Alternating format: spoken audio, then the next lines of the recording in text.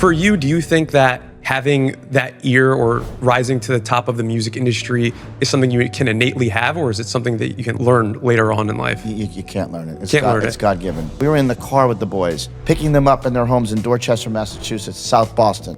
In that car, I could manifest that they would be at Joe Robbie Stadium years later in Miami. I could manifest they would be at Foxborough Stadium doing 3 nights, 240,000 people. I could see it. Wow. And I'm having the meeting with myself. You're having a meeting with yourself because no one's really listening to you. And that was before manifesting and on The social word media was such a manifestation thing. didn't exist. But if you think just about it, we believed in haven't yourself. changed as human beings. That's right. We haven't changed technology, right? Technology's changed my podcast, and everything else. 1 nose, 2 eyes, 2 ears, emotion, goosebump, feel. That hasn't changed. Today on the Second Self podcast, we have Charlie Walk, a good friend of mine and music industry mogul. He's the youngest ever president of a record label. He's also been the former CEO of Republic Records, where he worked and signed artists such as Nipsey Hussle, Ariana Grande, Beyonce, Shakira, and many more. In 2018, Charlie's life came crashing down, where he was forced out of the music industry, and today is reinventing himself. A second act rooted in mentorship, advisory, and entrepreneurship. From label mogul to founder and quote-unquote cultural A&R, Charlie's story is about reinvention, resilience, and what it takes to really start over. Welcome to the podcast, Charlie. So I flew down for you. You know how we do it. We like to be in person, and we like real cameras and real sound. We do. We're about to get into some real, authentic shit. So Charlie, let's take it back to the beginning. For someone who's been a magnet in the music industry, what was it about music that grabbed you as a kid? And was there ever a moment where you knew it was your calling? Like was this always what you always wanted to do as a kid? Look, I think for anyone, you're born with something special. I've always called it on my podcast, starship, right? Identifying your God-given DNA that makes you great. I just found myself being an odd, weird kid, playing the drums sort of at an early age. Drumsticks were given to me at 3 or 4 years old. And then by 8, I had like a transistor AM radio that was given to me by my grandparents. I found myself listening to pop songs on the local radio station and picking the hits. I couldn't identify what the hell I was doing at 8 years old, but I knew I was doing something, listening to melody and choruses and sing-along and what songs would be sticky, what songs had that stickiness that meant repetition, that meant right consumption for the consumer. And I was doing that at 8 years old. And that's when it hit me that I had this thing where I could hear hits and possibly predict the future of a song. Right? And for years I struggled, 8, 9, 10, 11, 12, 13. What the hell did that mean? I wasn't like a athlete per se, like Tom Brady could probably throw spirals at 6 or 7. When you speak to the moms and dads of very successful people, usually something different and unique was happening, right? At a very early age. Well, for me, it was like this thing that's really something you can't define in a conversation with your mother or father, right? But I was hearing music and identifying the ability to sort of curate culture, which I do today, on predicting a successful song. So I was figuring that out over the early childhood years when I look back. So safe to say you knew that music was your calling? 100%. Did you already know in high school that this would be your life's work? Yes, I knew in high school that I needed to get the hell out of Newton, Massachusetts. And I felt like a tortured soul, knowing things were happening over there. Things were happening in Hollywood, right? So there was a Hollywood chip in me that said, you can't be doing this in the 5-mile radius where everyone lives and never leaves, right? You get home, 5:30 dinner, you watch the evening news, CBS, 6 p.m. Like that was like how my friends and families generationally were living. And I knew I wasn't meant to do that. I knew I needed to get the hell out of there. And figuring that out early gave me the motivation to climb into the internships that actually secured, I think, my success along the way earlier than most. I like to ask this to most people. Whether it's an entrepreneur, is like, for me, being an entrepreneur is always something innate in me. I was like, it's just like you had the calling you had the ear at 8.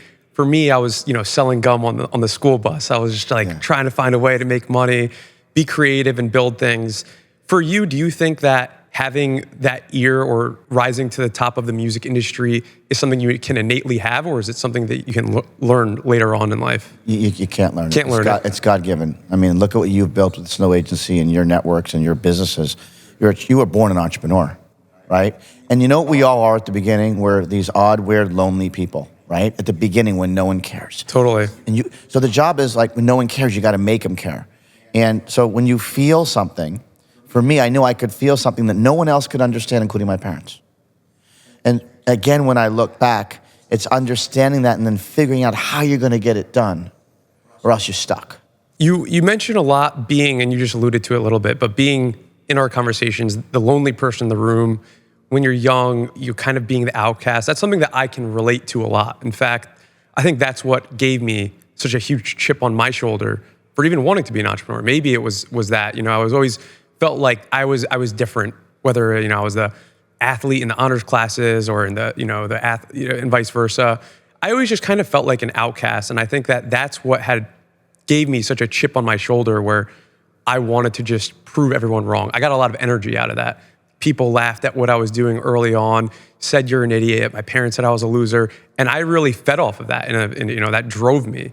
Do you relate to that at all? And because I think that a lot of ultra successful people, everyone goes through some sort of trauma or childhood thing that makes them the anomaly.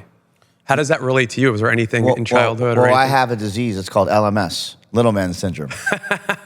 And because I was little, I wasn't able to sort of be that big athlete and compete. And everything was so sports oriented, right? In junior high and high school, rah-rah, Friday night lights. And I tried to play football and I got my ass kicked. And I tried to do track and I sucked. And so, yeah, the chip on my shoulder, I believe I still have today because I know what that feels like.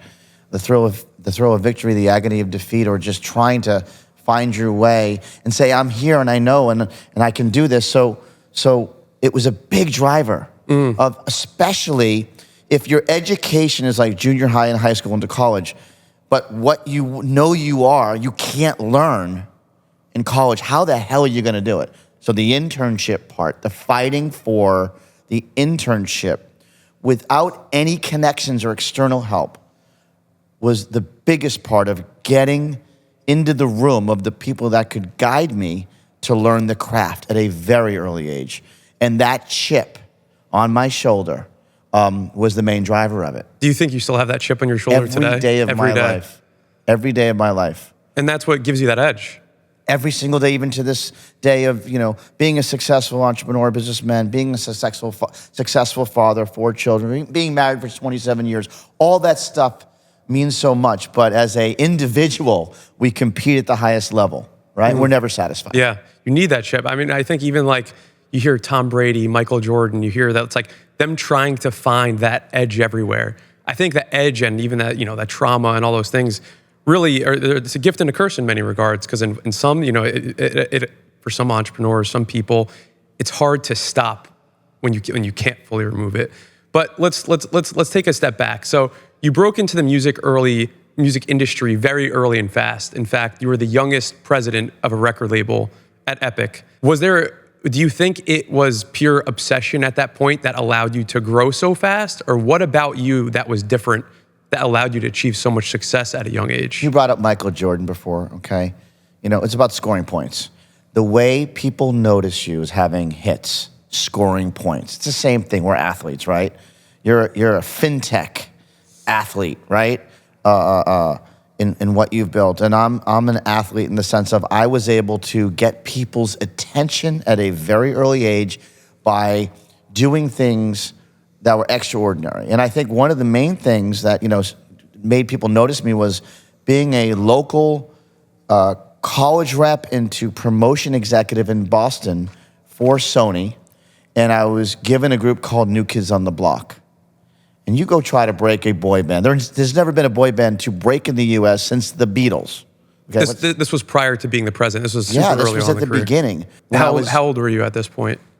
I think I was 21. Okay, so like, even still in college? Were you still in college? Yeah. Still in college, yeah, okay. Yeah, I was a college rep making $50 a week, by the way. Didn't really pay for much, but at least I was getting paid. And we knew that if I could prove my self to the company and actually move culture at a very early age, I knew my trajectory would be in place, right? But the New Kids on the Block, the breaking of them, the marketing campaigns and thinking about mothers and daughters and boys and how you connect them. Without YouTube, there was no social media, guys. There was a narrow funnel to fame for exposing content called FM radio. You try to do that today, right? Everyone's cheating and holding their phone ups and figuring out ways to go viral in the For You page and all that stuff. There was nothing back then. And so I was able to construct marketing campaigns to get people's attention and grow that group regionally, which ended up, again, moving culture. It was the moves of moving culture that got me noticed and got me the attention that I needed, right, to get out of my first couple of gigs into New York City and then really have a much bigger playing field called the United States of America. You were able to, it sounds like through that marketing campaign, you were able to be extremely gritty, come from a humble beginning, you're making nothing. Were other people around you just not willing to put in the work, you think? Or what was it that differentiated your marketing efforts that made that a success? I think you have to have some vision to believe in yourself, but I will tell you, if anyone would have thought then that there could have been a boy band breaking, and then the assimilation of thinking about there hadn't been a group of 5 boys since the Beatles. When you think about that, right, and the power of that, and why, and believing when no one believes, someone's got to believe at the beginning, right? At the beginning, someone's got to believe. I think I was the guy that always believed when no one believed, and I could shut my eyes and feel where this would go. It was just that journey, that gritty journey of doing whatever it would take to manifest them becoming the biggest group in the world. And I will tell you, when we did gritty clubs, Cape Cod, Massachusetts, Exeter, New Hampshire, Hartford, Connecticut, New Haven, Bangor, Maine, yeah, we were in the car with the boys, picking them up in their homes in Dorchester, Massachusetts, South Boston. In that car, I could manifest that they would be at Joe Robbie Stadium years later in Miami. I could manifest they would be at Foxborough Stadium doing 3 nights, 240,000 people. I could see it. Wow. And I could see it, and I'm having the meeting with myself. You're having a meeting with yourself because no one's really listening to And you. that was before manifesting and on social media was such a thing. The word manifestation didn't exist. But if you think about it, we haven't changed as human beings. That's right. We haven't changed technology, right? Technology's changed my podcasts, and everything else. 1 nose, 2 eyes, 2 ears, emotion, goosebump, feel. That hasn't changed. I can relate to that a lot. In fact, earlier on in my career, people would ask me, like, what's been foundational for your success? I would say just being stubborn. Because in my early 20s, my parents said what I was doing was stupid. In fact, they said I'd be homeless and a loser. Those are exact words. Friends made fun of me for doing the social media. It was different. People don't like different. And at the end of the day, I was the only person that believed in myself. So it's cool to hear that you can relate to that. In fact, I think believing in yourself is something that remained consistent throughout your career and allowed you to be so successful. I know the signing of Nipsey Hussle was a really interesting story where other people didn't fully support that. If you wanted to tell that story, how did that come to be? I was running Epic Records, and I was given a pretty shitty roster of what we call frontline talent. So there's a catalog. We had Ozzy Osbourne and Pearl Jam and a bunch of amazing stuff that kept the lights on, but we got judged on frontline. Frontline means new. And I wasn't ever an expert on hip hop, but I believed I was an expert on culture.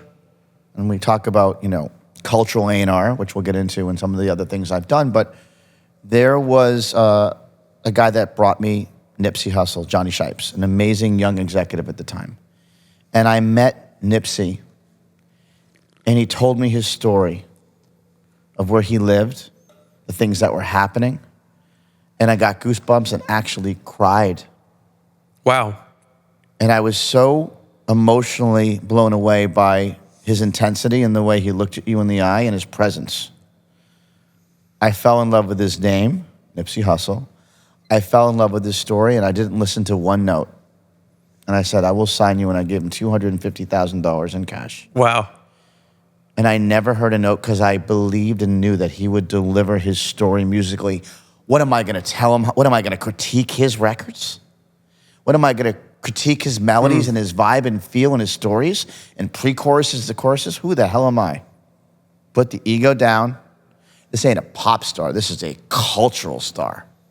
And, Wow. And I gave him the platform. And by the way, there was no data. There was no YouTube, TikTok, Reels, Insta, Snap, nothing.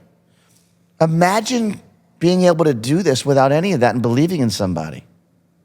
No, I think even for him on the receiving end of that, because he wasn't a big artist, obviously, at the time, for someone to truly believe in him through his story, it sounds like it must have been a really powerful relationship that you guys were able to have. Someone's got to believe when no one believes. Yeah. Right? Talent is talent. Yeah. Someone has got to believe when no one believes. I have been given a gift where I can look someone in the eye and feel really quickly. And by the way, as you said, it can be a curse too, right?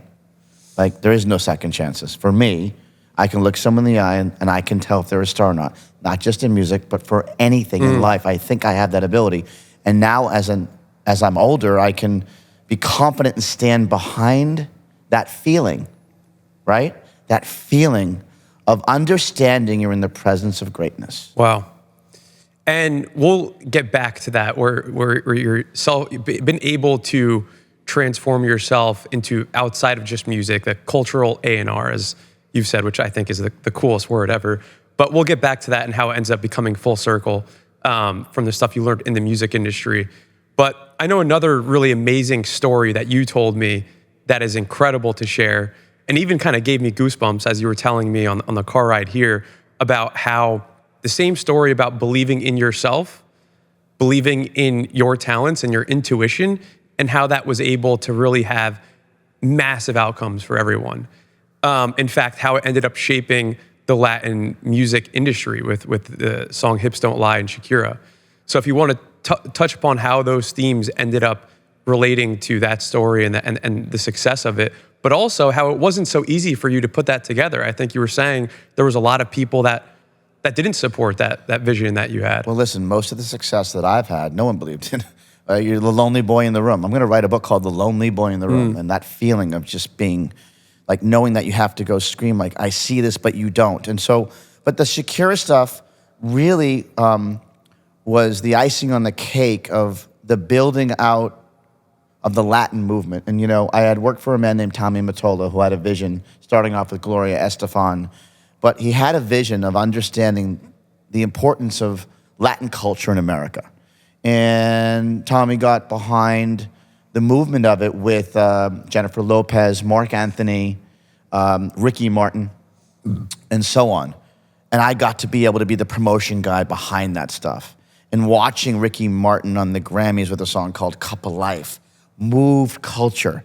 And him signing Shakira globally. All of these things led up to me now experiencing that, growing into the presidency of Epic Records.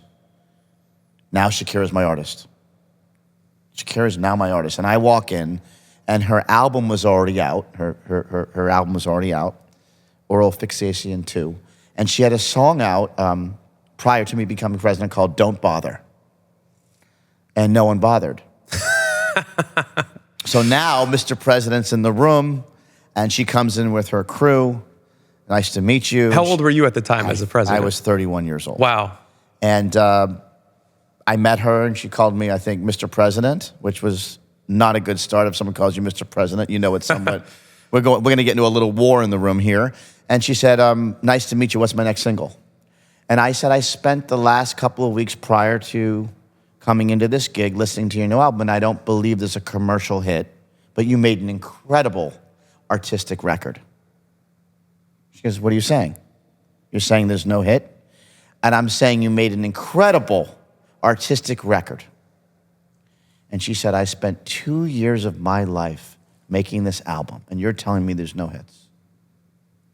And I said, yes. Storms out, the head of Sony's calling me, did you tell Shakira there's no hits in the record? I'm like, you know, I'm new at this. Am I not supposed to tell the truth? I am a truth teller. All hell breaks loose. We had some real friction at the company because of my comments. I sat in my office, again, the lonely guy in the room, and I called an old friend that I helped break in my early 20s. His name was Wyclef. Wyclef is one of the founding members of the Fugees. I said, Clef, do you have a up-tempo Latin Caribbean record that I could possibly maybe give to Shakira and help save this project that's out? There's 2 million records sitting out there that were shipped. Don't forget at the time there were CDs. So physical product. And he goes, I really don't have anything. Come down and see me tonight. So I went down to Platinum Studios. He was there with Jerry Wonder and Praz from the Fugees. And as we're sitting there and I'm frustrated, he goes, I've got this song from a movie that's been out for 6 years called Dance Like This, featuring Claudette, a girl from City High, a group called City High. I go, play me the record. He goes, Charlie, it's already been out for 6 years. I go, play me the record. He plays me the song. And the hair on my arm starts raising. And I'm, again, this manifestation, I'm the weird, whatever we are, right? The way it goes back to being 8 years old. It goes back to being in your bedroom with no windows and just that feeling and manifestation. And you hear the song, and I just said, take Claudette off the verses. And he did. Now I'm hearing the song without Claudette on it, and I'm feeling what it could be with Shakira on it. And all I said to Clef was, could you please take her off, and at the beginning of this record, just say Shakira, Shakira. Wrap it up, and I'm going to send it to her. And she's not going to know this is an old song, because if she knew it was an old song, she ain't doing it. Many weeks go by. She decides to write and sing on the verses, renames it Hips Don't Lie. I go into the boardroom of my company. We have all the executives around me. I am excited. I press play. Da-na-na-na-na-na-na-na. The whole thing, the vibe, I'm moving. I'm doing the Charlie Walk show, trying to get the team with me. I'm the coach, doing this. I'm actually doing the dance. Shaking the hips? No one's looking at me in the eye. I'm my chief. No one's looking at me. I know what's going down. They think this is whack. Wow. Charlie Walk has lost his fucking mind. I see it. Again, it goes back. I'm like going back to being 8 or 9 years old, like lonely guy in the room. It's the same shit, right? History repeats itself. And I knew I had a problem. Houston, we have a problem. So I looked. Tommy was there and this girl, Jacqueline. I'm like, like the record? No one's like, I go, what? Tommy, what's the problem? Tommy goes, well, it's kind of weird and I don't think I can get it played at the radio. No, at the time, radio is how you broke things. Song goes on the radio, someone reacts, requests, whatever else. People call the request line. And my team didn't like it. So I said in the meeting, respectfully, fuck you all. I am flying to LA tonight, and I'm going to play it to 102.7 KISS FM. Wow. Why? LA was 80% Hispanic, teens, 12 to 17 years old. I knew if I could get it on the top 9 at 9 on the #1 pop station in America in a Latin marketplace, all hell breaks loose. And then KISS calls Z100 in New York, and then they call Y100 in Miami, and the whole thing happens by just getting it on. I knew the song was that big, that if I could just get it on and have someone premiere it. So I went there myself as president, pulled up in a van to the radio station with 2 amazing music people. It went on KISS FM, #1 phones that night, and the rest is history. It became the biggest Latin crossover song of all time. Wow. We stripped it onto the album, put it out there, and it changed the course of history forever. Still today, it sounds fresh. And it was super emotional for me because, again, it just goes back to someone's got to believe, someone's got to really have an opinion and believe when no one believes. And that's an incredible story, but trusting your gut and instinct has gotten you so far. So I call it gut before data. Okay. Everyone's looking at data today, right? Everything's data-based. I think it's going to go back. I think the way you actually can, as an entrepreneur, make more money, own a piece of famous, whether it's a product or anything that you're doing, if you have a gut for understanding the TAM, the total addressable market of what you're doing, and you're going with your human instinct, the idea that you can be successful will happen far more than just the data of things. I'm sure, though, along the way, there's been it's not never all successes. No. Huge failures, I'm sure, as everyone's. How do you continue to trust just the gut and instinct when it's so subjective? Have there been any events that made you question, do I trust my gut? Do I trust my instinct? Or even just developing the ability to trust your gut and instinct? I think you have to be really in tune with yourself. So I think it takes time, and I think like a fine wine, you age and you really learn who you are. I know what I'm great at and competent, and then the other things that I'm not great at, I lean on other people. So, and I think ego is a big part of it. How do you manage your ego along the way? I think there was a period in my life where my ego got in the way, and I was taken down. And I reflect on that a lot in making sure as you have success, somehow this thing called ego is right here, ready to fuck you up. And it's the management of that as you get older that allows you to make less mistakes. And it's also the ego that gave you the chip on your shoulder, which drove you to be so successful. So that's the tough part, is like, how do I balance it really, right? Well, I would say, ego's the number one killer in Yeah. any business you're in. Yeah. Right? The more success you have, you're in the ring with this thing called ego. So ego can be critical to drive you. Yeah. But how do you manage it if it overcomes you? And have the awareness of it when it's there. Yeah, and I think there was a period in my life where I became bigger than maybe I thought I was, and it was a very challenging period. So with age, you learn how to manage all of that and understand that ego, the management of ego, it's just you and that ego thing, right? And how you just sort of stay in your lane to understand that if you can balance it all, you can live a better life and have less mistakes. And it is about making less mistakes. I think they're more than mistakes, right? Yeah. At the end of the day. Yeah. And prior to 2018, was there any failures that kind of slapped you in the face where like, damn, like, for example, the Shakira song is a good example of, is it for me, it's like sometimes like just trying to prove people wrong or also gut instinct. So like, was there any signings you made or chances you've taken where you simply just wanted your ego just to prove people wrong more than it was actually your gut instinct telling you it was the right thing to do? Yeah. And how did you learn from that? So there were records that I believed in that I would push out very hard, and sometimes they just didn't work.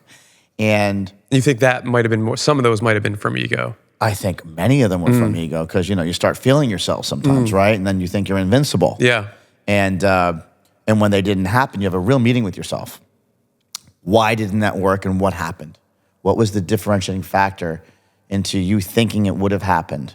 And so, yeah, I think there's been multiple times where something didn't work because the math around it just didn't connect. And have there been any tools or modalities that you've done to kind of like, because like I said, the key to being in tune with gut and instinct is being in tune with yourself.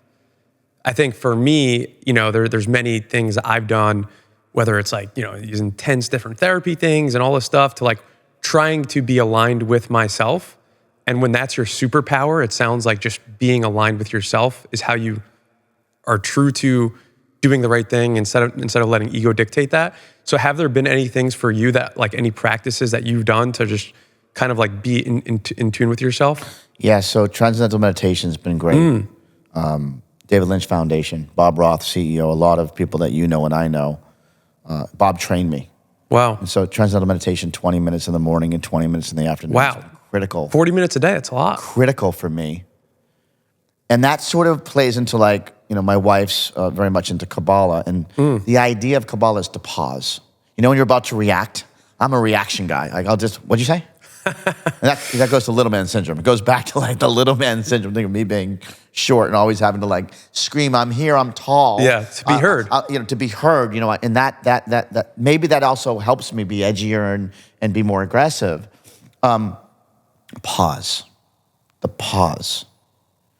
Don't be so quick to react to someone, right? And if you pause, and that's a big thing that Kabbalah teaches you, that I've learned in combination with TM, transcendental meditation, to just calm yourself down and have a reasonable conversation with yourself on how you're going to react, when you're going to react, why you're going to react. And that takes years and years of practice, especially for high intensity people like you and I, entrepreneurs, people that were weird. And I was always little and uncomfortable and not the athlete, and maybe not the most popular kid. And that chip on your shoulder gives you that drive, and then how you manage it once you have success, right?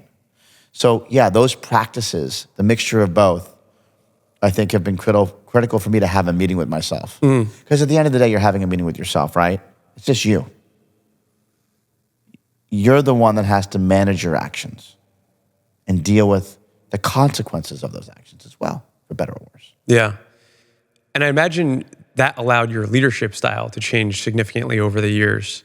Especially with me, early on in my career, I was way too intense, similar to you. It was like, I was like a fucking pit bull getting on top of people. I think I almost got into a fight with one of my early employees earlier on in my career. I almost threw his laptop down the stairs. And because I don't know what it was, but I almost, it's like, what's a model? Your model is coaches. I was an athlete, coaches, your parents, and all I knew was intensity. I didn't know empathy. So I thought if I could lead through just what I saw, that was how I was supposed to do things. And you learn through, employees quitting or failure that it's actually just trying to leave a good impression on people. That is how you become a good leader. And putting people above yourself, that's something I still struggle to, do. So was it failure that allowed you to change this leadership style, or was it meditation, or what do you, maybe a mix of both? I think, failure is important for everyone. When something doesn't go your way, it's how you recover, right? And I also think, going back to ego, there was a pinnacle point in my career where I'm running the #1 label in the music business. We have #1 market share. We're just picking artists and they're going #1. And then I got offered a TV show on Fox. And that show's with, at the time, the biggest. DJ Khaled was the biggest. Meghan Trainor. Would you say this was the peak of your career? No, I would say it was the peak of my popularity. Okay. You know what I mean? As far as like... Why? How does that differentiate from your career, or how you see it? I think I was using social media for my character of who I was representing, right? Using that to pull in artists, using social media to show like behind the scenes of a record company and how we curated and pushed out artists. I think there was my show on social media, me being an executive, and then me now doing this massive show on Fox. And it became the perfect storm for me to be taken out also. I think my ego at that time, like I was just in this space where like I even think I put my family aside for a second, right? I'm just flying high in Hollywood right now. Yeah. And just because everything is feeding that ego. You're the fucking man. The ego. Everything. And I said before, ego's having #1 success, killing the show, and now everyone knows you. And now I'm on this TV show, and I'm in trailers, and I have security. I'm living at the Beverly Hills Hotel. I have 3 rooms on the first floor. Room 105 is my clothes. Room 107 is my stuff. I've got... You got a room at the Beverly Hills? There's 3 rooms for my clothes, for my security, and me. That's insane. My family's in New York. I've got 4 kids. I'm not even home. I'm running a label. I'm on a TV show, and I have a lot of responsibility, and I'm now becoming bigger than this body. Actually, John Mayer had a song called Bigger Than My Body, and I was becoming that. Perfect storm. And I got hit. I got taken out. And when that happened, I was so upset with me allowing the ego and what was happening around me to stop. But it was also a great time and lesson to maybe reconfigure who I was as a person and also change the way I was moving, because I probably was moving in the wrong direction. If that makes sense. Was it, because I've had similar failures where it's like, boom, like life just punches you in the face. And it's like, for me, it's like almost like an out of body experience of like, holy shit, how did I get here? Did you have an experience like that? Or was there a lot of anger in it at first? Like, what was that, journey like of like first, being accused of something that, obviously you don't believe is true, and the loss and everything taken from you? Like, what was the arc of that like? It was hard because I've always been someone that's been so supportive of women. Like, most of the hires were always women. I just happened to be a very good leader that chose really smart women. That was always me. And then when someone took me out, accusing me of being inappropriate, it was hurtful. But you also look at yourself saying, why would someone say that, right? Why would someone say I made them feel uncomfortable? And if someone actually felt that way, you feel bad about it, right? You don't want anyone to feel uncomfortable. And then you also take a look at yourself and say, was my ego so gone? Was I so out of my mind in that time of wanting more and becoming powerful, and maybe even like putting your family aside for a minute just for the wins and the power? It was probably a deserved reset. In the sense of, you're on the show and you're forgetting your roots as to how the hell you got here. My mother was a school teacher. My father was a dentist. And I know your story. We got here ourselves. No one opened the door for us, right? We identified our star chip, our God-given talent, and funneled it through over time, yes? To allow us even to be here today. But the ego got in the way. It was a reset for me that took me a very long time to regroup my mindset, but it also allowed me to recreate a new term called cultural A&R, who I really was. Was I just a music guy? Or was I staying in it so long because I was getting paid so much? Does that make sense? Yeah.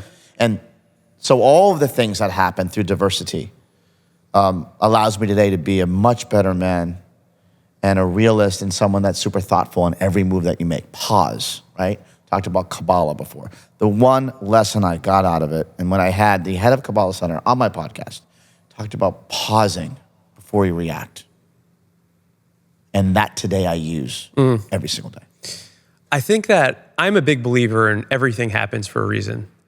And it sounds like for you in this sense, maybe the ego got so out of control that, if everything happens for a reason, like that would have maybe been able to perpetuate without a hard reset, life happening. But I would love to unpack everything you just said because there's so much there.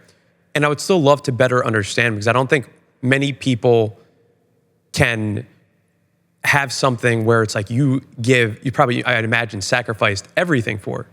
Like you said, family, you put to the side, you put everything as career, and I'd imagine identity as like this, music industry superhero, or mogul, as different words you can put, and getting all that taken away overnight, essentially. I would love to hear just from you, what did that feel like? Like, what were the emotions that came, and how did you get to the other side? Like, just talk me through that journey. First, anger, mad at the world. And then as you stop and think, why did it happen? You can blame people. You can say, how long was the anger phase, and how long did it take you to get to that second one? 3 years. Wow. To really start thinking about the journey of it all. And for me, I realized it was men taking out men, but it didn't have to happen if I handled things differently. Number one, if I didn't go on this big TV show called The Four, it wouldn't have happened, but I did. Why did I go on the show? Did I really need to go on a TV show? No, I was doing great in music and signing artists and preparing to be in a bigger situation, possibly in another company. There was a lot of things happening around me in the best way, but I had to go on the TV show. And my mentors and smart people around me said, don't go on the show. Really? you are going to get hit because you are the most famous man in music, and this is the worst time Wow. to be on TV. And so I didn't listen. I let my ego just drive it. So I had a lot of regrets thinking about, why did I make the decision to go on the TV show? And I lived with that for a very long time. And as you learn to maybe listen to your mentors and listen more and pause, as we spoke about before, it allowed me to actually open up to what we talked about, doing cultural A&R, changing your ways, play wider, be smarter. And I would say to you, ego is the number one killer in any business upon success. Managing ego was what I learned more than ever before. And every day I wake up and think about that, for sure. And for those people that, especially I think for people that are in the spotlight, you know, celebrities or influencers, everyone wants to become an influencer now. How do you do that? You have to gain more followers. Therefore, ego is able to perpetuate, especially just from the sheer, just like, you know, likes, comments, everyone's telling you you're the best. Is there something that you would tell those people of like how to keep the ego in check? I think it's super hard, especially when there's just like this feedback loop of you are the best. So what can things be, especially when typically there's a lot of yes men behind that too. What do you think that from your experience, what could you have done differently during that time period to keep the ego in check? Stay in my lane. And, you know, I'm always someone that's never satisfied, which is also why we're entrepreneurs, right? And I think there's a management of that, right? What level are you not satisfied? And I think the never satisfied, me having to, and it goes back to what I said before, LMS. It was a joke, but it's not actually. So little man syndrome, to me, is like screaming to say, hey, I'm right here, getting on top of this chair and saying, I did this. I broke The Weeknd. I broke Post Malone. I broke Ariana Grande. Give me the love. Give me the attention. Did that really matter? Did that really make you more money? No. So I think it's the management of what you did, what you even did, Daniel. It's incredible. I found you by being obsessed with @rap on Instagram and TikTok. 22 million. Who the hell is this guy? And I DM'd you, right? Who is this guy, Daniel Snow from New Jersey, via Israel, right? Yeah. How the fuck did this guy do this? No one introduced us. No VCs introduced us, right? I found you. So the curiosity of that, and then also even managing the ego of all that stuff, you sort of put it together and you figure out, okay, well, how do you still maintain the curiosity of even like finding someone like you or identifying an artist or breaking them and being the lonely boy in the room and all that stuff. And then like when you do have success, what do you do then with the money, the fame, the attention, or when you have it, maybe thinking that no one knows. And I think that was my problem. I didn't really understand that I had the credit but didn't know, right? The balance of that. So as you get older, you just think about like, well, it's not really important. You know what's important? Moving culture to me, making amazing decisions, being around super smart people and helping people. I think as you're growing up, you sometimes... In the sense of not being important, the feeling of being desired isn't important. Yeah. You know, it's not about being desired. And today, you know, when we go out and help entrepreneurs and make investments or do the stuff that we're doing, I still today feel like I'm running a record company, but it's cultural A&R, picking and choosing either products or ideas that we believe can move and become quote unquote famous to the funnels we help create. And when I say famous, I don't mean celebrity, I mean famous that creates transactions amongst people, things that move culture. Yeah. Right? Yeah. And so I just do it differently where there's no ego, and we celebrate success a little bit differently. We don't celebrate me, we celebrate we. Yeah. Wow. That's a huge change in mindset. Yes. Especially just even going on the show. Why? It's all me, I want more. Correct. I want to take it back a little bit too, because I want to, you know, not many people are able to get into that position of power that you were at, where you seemingly, what most people would say, had it all. Fame, success, money, power. Were you happy at that time period? So I talk to my wife about this all the time. Every time I was the president of a record company, Epic Records, Republic Records, it was the loneliest period in my life. Wow. Because everyone lies to you. And you know they're lying to you. Because they want your spot. Or They what? want to keep their jobs. Okay. And I see. They want to keep their jobs because you're paying them. So you get this. So you're looking around the room, and there's a few stars, but a lot of times there's, unfortunately, B players or, people trying to keep their jobs. And you can kind of look back, and when you actually look back, they've been in the same gig for 20 years or 30 years. They're good.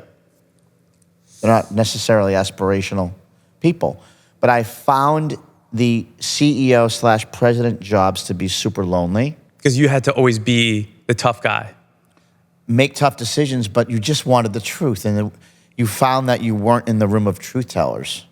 And then when you looked them in the eye, for the Hips Don't Lie example, or some of the other hits that I remember feeling, and I think I do have this God-given gift where I can hear a song or meet an entrepreneur and look them in the eye and know they're stars, right? I have that. I know that is my gift.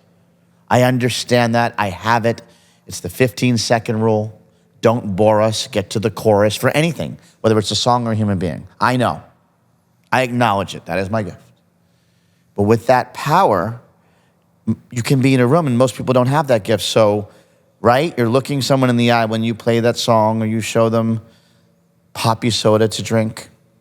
They don't like it. Oh, you don't like it? Oh, you don't like the song? Oh, you think it's weird? And I'm there knowing that it's special and important and unique. So it's the yin and yang of that makes you so lonely. Yeah. So how do you, if you could redo it again and be in that position where, being at the top of your industry, how could you, if you looking back, how could you do it again? Or if you can, not feel those feelings of loneliness or be happy? Like, how would you look, how could, if you were able to do it again, how would you go about doing that? Would you change the way you approach things or perspective, or be curious? Because I hired great people. I think it is about having the culture be open and free. the culture of the company. Culture of the company be open and free, where people can have an opinion, but they can't be scared. They can't be scared of losing their jobs. They have to be in it to be able to be fully functional, to have an opinion, but also to be able to execute from the experts within, if that makes sense. It's a mixture of gut and data, right? And so everyone's looking at the same data today. So I always say, what's the step before data, that gut, that feel, that allows you to get into your company, seed round, pre-seed, safe, right? When no one cares, no EBITDA, there's no revenue. It's the same thing in music or entertainment, right? When someone reads a script, they get goosebumps. Is it a story that's going to resonate, right? I think I'm that guy, very similar to you. We have ideas and feels. We think about the TAM, the total addressable market of something that we believe we can move culture within, right? And then we either create or get behind those entrepreneurs or founders. Again, music, entertainment, film, TV, whatever it may be. And we go. And so what I would change is probably being more, surrounding yourself more with like-minded people that share the same vision, and then it can help execute. Because execution, as we said before, is the only thing that matters at the end of the day. You can have a great idea, how are you going to execute it? Yeah. How are you going to go to market with it? I'm also curious, this whole show and concept is about authenticity, being vulnerable. Once again, I want to focus on this time period in your life where you're on top. Were you aware of the inner battle or the secret battle that no one saw during this time period? Did you know that you weren't, did you have a feeling that you were lonely at that time? Or were you convincing yourself that you were happy? And because what was the secret battle? I knew that I had a superpower, and I lived with that superpower for better or worse. Does that make sense? Yeah. I knew I had this unique way of getting people to do things or manifesting something to move culture, song, an artist, taking something that I could mold and push. But it was the loneliest time, because when you're in that position and no one believes, someone's got to believe when no one believes. I was the leader that believed when no one believed.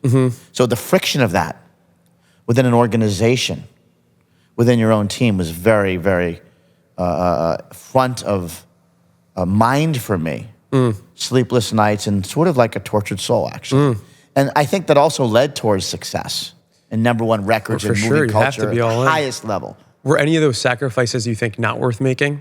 Because you mentioned like sacrificing relationships with family, time with family. What were some other sacrifices you were making during that time? I think a lot of people, especially in music industry, entrepreneurship, even athlete, everything, to be at the top of your game, you need to sacrifice. Sometimes sacrifice everything.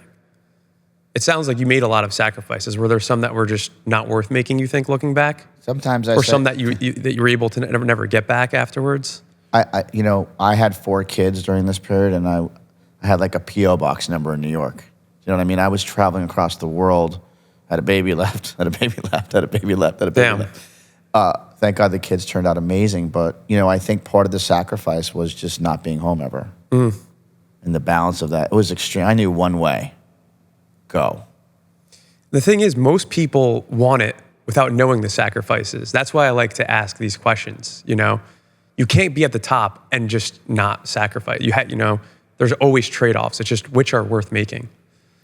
I wanted to be the biggest music executive in the world. Period. So it was winner takes all mentality. And I achieved it, and the consequences came with it. So when you look back, there may have been more of a preferred balance, but at that time, it goes back to me just wanting it more than anybody else. And I always would say to my artists, when I signed artists, I can't want it more than you. To your eyes right now, I can't want it more than you. Wow, that's powerful. And I could tell if they looked the other way, fucking out. I'm out. What do you want to be? You want to be the biggest star in the world? I'll tell you a story. When we were reintroducing Nick Jonas. The Jonas Brothers broke up, and Nick Jonas was a solo act. And we broke him. We got him back into culture with a song called Jealous. He was becoming a big solo pop star. The Jonas Brothers never had a pop hit. They were a big Disney act, big Disney show, and never had a hit. So as that's happening, I get a call from their manager, Joe Jonas's manager, Phil, and he goes, "Can you come to Vegas and meet with Joe Jonas? He's DJing. He's making $20,000 a week. He's miserable. Kind of wants to do some music." So I go in. We have dinner at Wynn Steakhouse, and Joe's talking quietly. He goes, "I kind of want to do music again." And we're sitting there drinking some wine. I go, "You want to do music again?" He goes, "Yeah, my brother's having success. And I want to do music again." I go, "Joe, I need to get in the table and scream, you want to be the biggest star in the world." He goes, "What do you mean?" I go, "I can't want it more than you. Get in the table right now and say you want to be the biggest star in the world again." He looks at his manager, looks at me, gets up, he goes, "I want to be," I go, "I need you to fucking scream you want to be the biggest star in the world." In the middle of the restaurant. He got up and screamed it. On top of the table. Wow. I back down, I go, "We're doing a group. If Maroon 5 and Bruno Mars would have a baby, that would be the sound." We named it DNCE. We made a song called Cake by the Ocean. Became the biggest song in the world. And the success of Joe being in that group with Nick Jonas' solo career together brought back the Jonas Brothers. Wow. And a song called Sucker.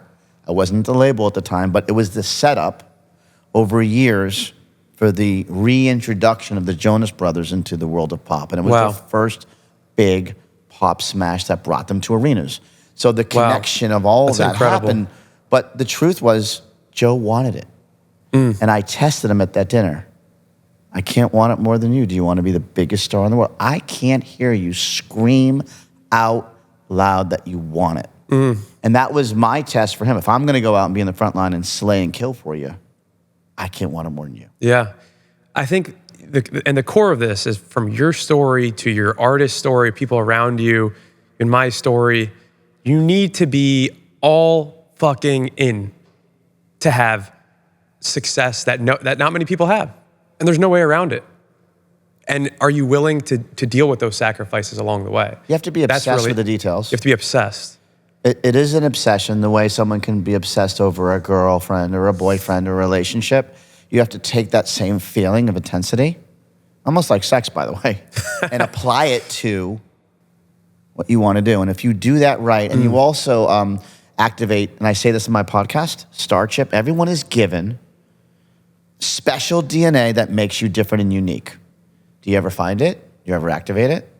Or are you the accountant because your dad was? Or you were a doctor because your dad was? So I have a friend who's a landscaper that took over his father's multi-million-dollar landscaping business, but he fucking hates it because he shouldn't be a landscaper, but he did it because he still lives in the 5-mile radius of where he was born. Wow. He goes to the same restaurant and the same bar. I can relate to that didn't. story. I was almost there. I left. Yeah. I left my town to get the fuck out of there. But most people don't identify their God-given DNA and starship that makes them great. Everyone's born with greatness. Yeah. Most don't find it. So I like to preach about that. Like, are you really doing what you love? I love that. What are you great at? Everyone's great at something. Trust me, every single human being is born with something that is fucking amazing and great. But I don't think most ever really do a deep dive into their own personal DNA and say, hey, am I doing this? Or they're stuck. So the whole game is like either you unstuck yourself. Yeah. I think it goes back to self-awareness and being in tune with yourself. Yeah. You know? And I figured it out. You know, I've been up and down my whole life of maybe being somewhat controversial in some of the things that I've done career-wise, not in a bad way, but like I've tried to be a disruptor because I feel it coming in me, like throw up, and you got to push it out. Wow. Like I feel it, and I know that I'm right. When we made Hips Don't Lie, And that's the intensity. I fucking knew when I heard the demo it would be the biggest song in the world. Yeah. No one else did. People made fun of me. Wow. I didn't give a fuck. And most of the things, I remember I was with Rohan Oza yesterday, brilliant marketer who had Buy Water and did Vitamin Water and Smart Water, and he came to me for Poppy Soda because I missed Buy Water. Buy Water, B-A-I, was this fruit-flavored, caffeinated water that tastes like shit. And I met with this guy that did Smart Water and Vitamin Water. And he goes, Charlie, give me 50,000 many years ago, and I didn't because it tasted like shit. So he came to me and gave me one more chance. What would that 50,000 have been worth if you took a lot of money, chance? Brother? Because that was at an $8 million valuation. Do the math. Millions and millions. So I didn't do that investment. And then Rohan came to me, and he reminded me of this yesterday, and I'll tell you why he did. He came to me to give me one more shot 4 or 5 years ago and said, I've got this soda. And now we're on the topic of the cultural A&R. Yeah. So we're moving from the ability, once you left the music industry, being able to apply your talents of identifying talent, not just in music, but in culture and people.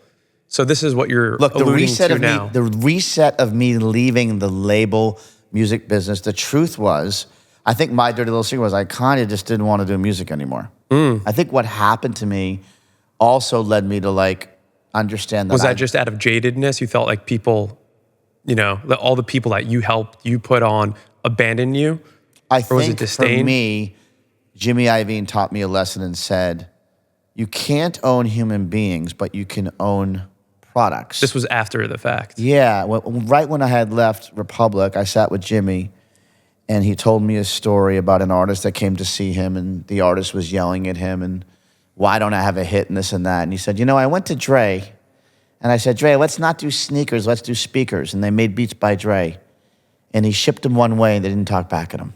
And that's stuck in my head. If I'm someone that can make things famous or popular, why am I doing with just human beings that you can't necessarily own, that will talk back at you, that will possibly turn on you? Doesn't mean I don't love music, but why not own the platform? Why not get behind people that can take a product or an idea and make it famous the same way I did with songs or music and actually have ownership in it? That became super interesting to me. I think that was the lesson. And where I was really going anyway, before going off the TV show and before, leaving Republic Records. So today, that is where we stand.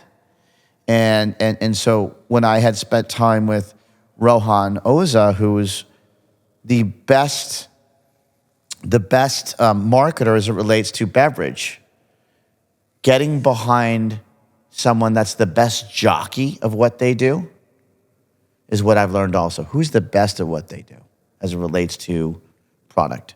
When he brought me Poppy is a probiotic soda that just sold to Pepsi for $2.25 billion. Crazy. But he said to me, I'd like you to try it. You missed on Buy Water. And I tried it, and it didn't even matter what I thought because I got the #1 jockey in the world. Wow. His horse is called Beverage. Did you like how it tasted? I didn't care. Ego. But the egos, what do I know? Doesn't matter. Didn't matter. Product doesn't matter. I'm with the number one jockey. Wow. That's riding this new horse called Poppy. And you had that same kind of gut feeling you had with music. Well, what shifted was ego. Or even the Nipsey Hussle story. You didn't even have to listen to his music to invest in him. So when you didn't have to try the when product you look and- back about cultural A&R, Nipsey Hussle, when I signed him, he's from the hood, he's from Compton. Let him tell his story. What am I going to critique his records? He was the best hip hop storyteller of all time. Unfortunately, he passed away, but I believed in him. So he was the jockey of his message from the hood. Rohan was the jockey of Beverage. And I botched it on buy because I didn't listen to the jockey riding that horse. So I put some money into Poppy. And it just was the biggest beverage sale of the last. Probably made a lot more than that, and then some of the big people even invested But in. it goes back to Jimmy Iovine, who did Beats by Dre and a bunch of other things. You ship them one way, they don't talk back. So I like the idea of like you're shipping Poppy one way, and you can use your marketing skills and abilities, but the soda don't talk back at you like a human being does. So that was sort of the shift of not just doing music, but doing what we call cultural A&R with great entrepreneurs around you. And even to what you've done with at Rap, and that's how I met you. I reached out to you, I DM'd you, and we became close because I was curious about how you built this thing, how you built an audience, and your special sauce behind that. That's interesting. So the curiosity, always be curious.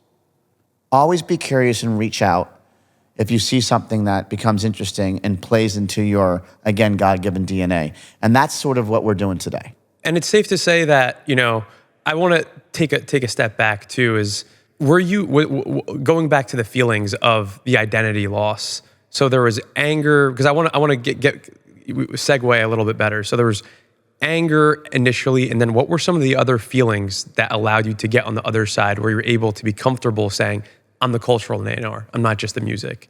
Like, talk me through a little bit more detail, like what that emotional journey was like. I went back and traced my whole career, and I realized that the ebbs and flows of it were doing music and then sort of going out of it and creating a creative agency that got to work with Lacoste and SoulCycle and all these brands that had nothing to do with music. And so why did I do that? Why did I get sick of doing just music? And then I went back in, and then music, I became so successful at it, and they paid me so much money at that time, I just sort of stayed in it. So it was sort of kind of money driven, but I love music, but I love culture, right? So I'm this tortured soul, like culture, music, and like, is it about the money? Is it about the fame? Is it about the celebrity? What the fuck is it? Who am I actually, right? And then as you get older, you realize, like, I termed the word cultural A&R because that's who I am. And sometimes I say I stayed in music too long. And now I listen to music. I listen to music as a listener more so than the guy behind the record, which enables me to feel more and put more emotion towards things that I do and see. And so my focus on people is much wider, right? I have a much wider viewpoint. And you still are involved in music. Like, you have Aspen Artists. Yes. Well, we actually, interestingly enough, we co-invested in The Beam. And The Beam is the most important new fintech product in music for artists. The Beam is the new competition for emerging artists. They compete with their super fans. Poppy's actually our first sponsor. There you go. And it's blowing up. And for me to be in music, I'd rather own the platform. Simon Cowell taught me this many years ago. He said, Charlie, I don't know who's going to be number one this Christmas, but I know I'll have it. Wow. So guess what we did? We have The Beam. I don't know who's going to be number one this quarter, but I know I'll have it across 6 genres. 6 genres, 4 seasons a year. We own the platform. And that's how I'd rather be in music than dealing with individual artists. What am I doing? Giving back, giving artists the opportunity to compete across 6 genres globally, and may the best man or woman or group win. Love that. So yeah, it sounds like you've really you've had a lot of self-awareness to understand your superpowers, to say, I'm not just the music guy. And that's been able to help you with your journey through the loss of identity. Do you still struggle with loss of identity at all? Do you still feel insecurities around it? Like, especially being in some rooms with, people from your past, does that still trigger you at all? I think it will always trigger me just because of the memories of so many superstars that we broke. And, most of the artists that we broke, no one cared at the beginning. I think I said before, no one cares until you make them care. That was sort of my T-shirt or the tattoo on my arm. No one cares until you make them care. So you have a lot of memories and a lot of emotion because music is emotion, right? You hear a song, you get goosebumps. You think about where you were when the song was made, the demo. We talked about Shakira, Hips Don't Lie, and all the stuff that we broke along the way. The Weeknd, I hear the Weeknd records. I get memories of when I first met him in Miami. I mean, it's just every record fucks me up. Wow. So yeah, sure. Because it was such a struggle every single time to show people that song matters to the world or that artist is big. You may not know it yet, but we're listening to greatness. So, I think I'll be a tortured soul forever, for sure. But it's managed. Yeah. It's managed in a different way than it was years ago. Have there been any tools or modalities or people that have allowed you to manage that, as you said, or allowed you to help with that coping or just that emotional, turmoil? Well, we talked. What was your process for that? I think, or even just processing. I think pausing. We talked about using some of the techniques of Kabbalah into transcendental meditation. This guy Bob Roth, you should have on one day. Incredible, just the leader of TM. And so it's that, and also listening to yourself and understanding that. Be more open to meeting new people and be curious. Yeah. Right? I think at the time of the height of my success, I lived in a very closed circle, right? It was all driven by sort of me. And now even the way that I met you and reached out to you many years ago, and we've established an incredible friendship. I don't know if that would have happened if I was running the music companies back in the day, right? You're so insulated. Yeah, so you appreciated the new space that this has awarded you, so to speak. And I'm forever curious. And changed you as a person, I'm sure. Yes. How have you been changed as a person, going from the darkness that you were in to, new version of Charlie, second self version of Charlie? How are you approaching life differently? It is a second self for sure. I'm calmer, smarter. I give more time to myself. I listen more, and I'm open for business in a very different way. And so, we've talked about this. I've coined this cultural A&R thing, meaning I'm interested in things that can help people and move culture transactionally and emotionally. And I'm clear on it. Yeah. I think today I know exactly who I am. I know the mistakes that I've made in the past. And you try to make just less mistakes than ever before. Now going on the other side, before you mentioned what success looked like to you, it was like, I want to just be on top of the music industry, period. I want to be number one. Now, being years removed from that and you're no longer, how do you view success today for the rest of your life? Great question. I'm in a very good mindset. Mindset's the first and foremost thing you have to control. And then you take the mindset and you apply it to what you understand your greatness is and your God-given talent.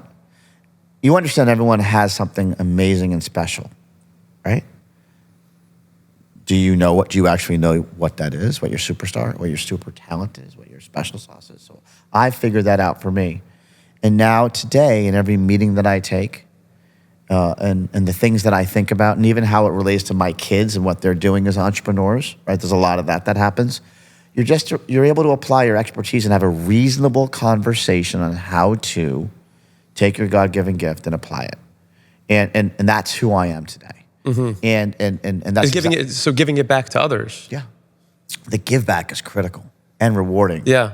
And it's not just rewarding financially, it's rewarding emotionally. And if you can sort of match it all and put it together, I think you live a better life. And you're able to help people live a better life. And you become a leader in a different kind of way, right? You don't need to be written about. You need to be on the cover of a magazine. But what you need to do is take your expertise as you get older and help the next. And that's been a big part of what we're doing. It's amazing. I asked some questions similar, and the one common theme that I've seen everyone have said is the transition of I'm the most important to putting people above me in terms of fulfillment. That's like the common theme I've seen from a lot of the guests I've had on of like how success is viewed now.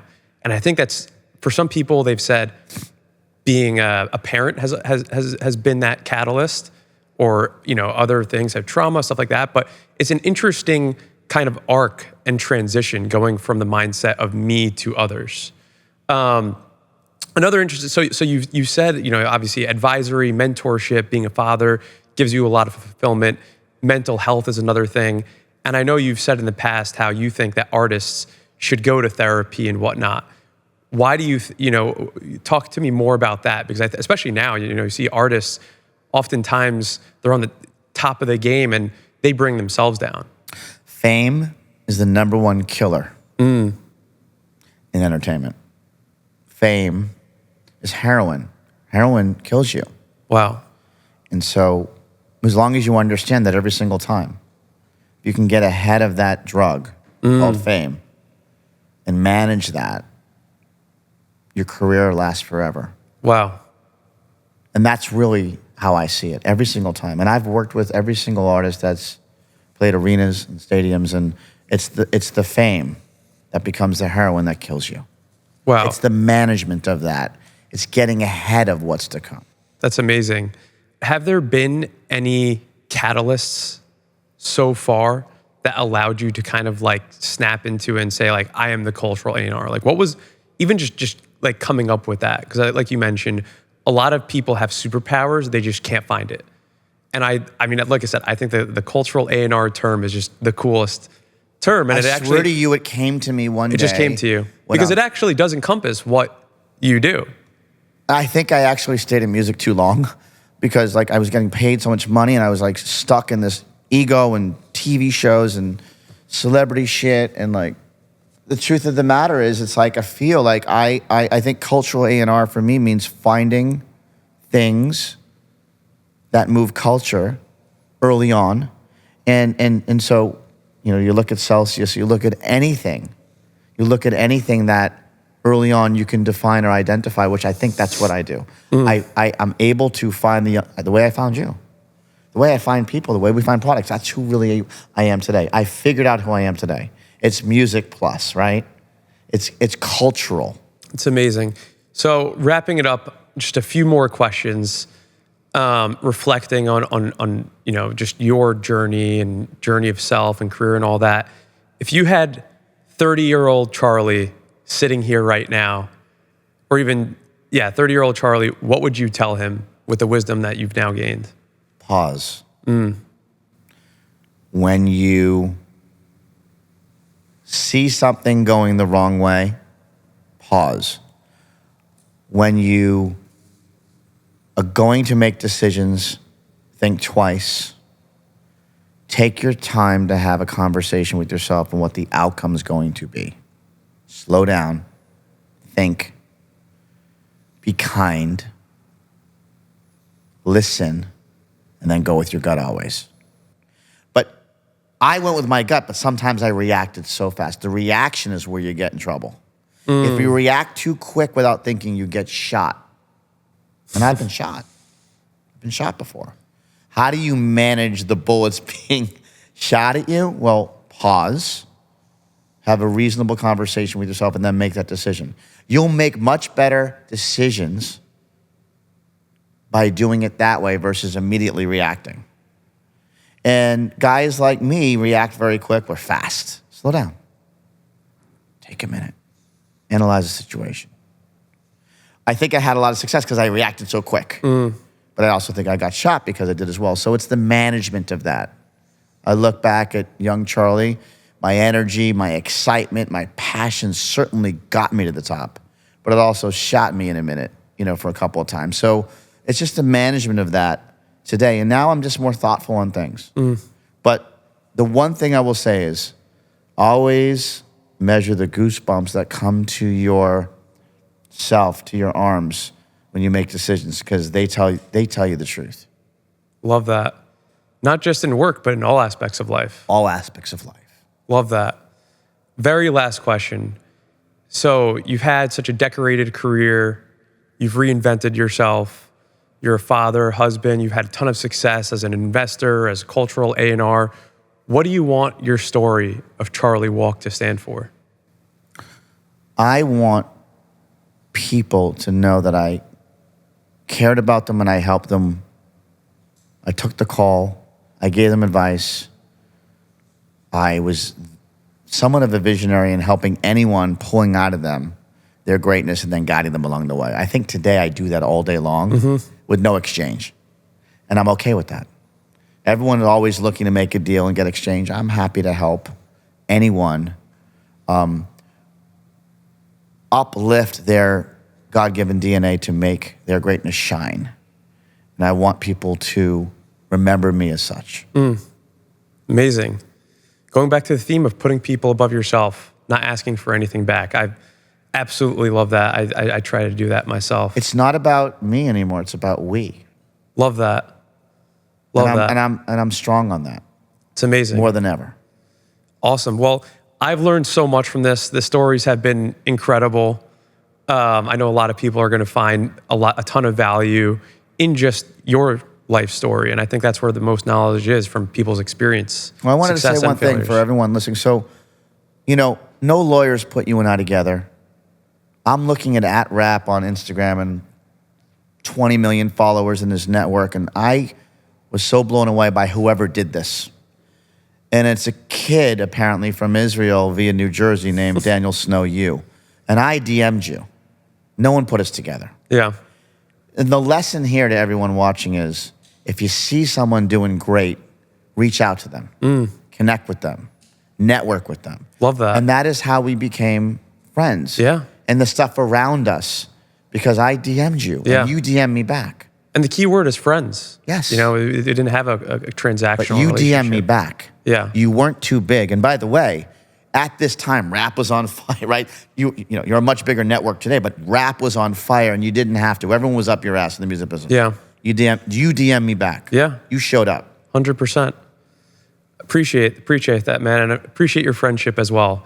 For those listening, if you want to follow Charlie Walk or keep up with his story, he has a podcast he's about to launch. Charlie, if you want to let everyone know where to find you, where to find the podcast, some of your businesses. Guys, on Instagram @Charlie Walk and Walk This Way is the podcast. We've done one season of 22 episodes and we're coming back with video very soon, and people want it, and we're going to give you guys the truth. We're truth tellers, and I appreciate you having me. I'm so proud of all of your work. You're one of the best entrepreneurs I know, and I can't wait to go in that Ferrari for one more fast ride. Thanks a lot, Charlie. It was great having you. Talk to you soon. Thanks.